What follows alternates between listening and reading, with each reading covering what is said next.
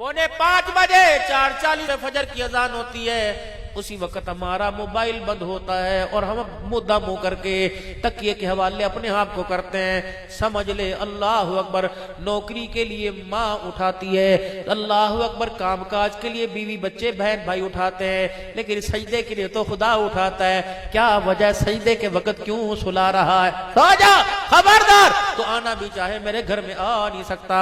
तूने रातें गुनाहों में काली की, तूने कितनी बेटियों के कपड़े उतरवाए, इस मोबाइल के बटन के ऊपर कितनों को तूने नंगा किया, कितने लवातलत वाले नजारे तूने किए, कितनी बेटियों की इज्जत की तूने धज्जियां उड़ा के रख दी। तेरा शक्ल, तेरा ईमान इस काबिल है? खुदा पाक की कसम, रात को बिस्तर पे सोया करो, तौबा करके सोया करो और अपने तकिए के सराहने, अपने तकिए के कवर को अल्लाह के डर के आंसू से गीला करके सोया करो। क्या पता मौत के वक्त फरिश्ता हमारे पास आ जाए, बल्कुल मौत खशियत इलाही के आंसू की खुशबू सूंघ कर मरते वक्त कलमे की मोहलत की तौफीक अता फरमा दे।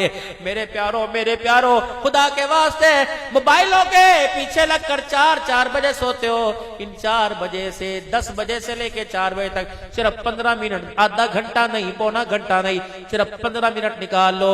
वुजू करके अपने हाथ पैरों को गीला करके मुसल्ले पर आके 2 रकात पढ़ो, सलाम फेर के सजदे में गिर जाओ और खुदा को ऐसा रोके दो, दिखाओ कि अल्लाह की रहमत जमीन पर आ जाए। खुदा की कसम, बच्चा रोए, माँ बाप तड़प जाते हैं, बहन रोए, बेटी रोए, भाइयों से बर्दाश्त नहीं होता, बीवी रोए, शौहर से बर्दाश्त नहीं होता, मुलाजिम रोए, मालिक से बर्दाश्त नहीं होता, मुरीद रोए, पीर से बर्दाश्त नहीं होता, जब बंदा रोए तो उसकी रहमत से बर्दाश्त नहीं होता।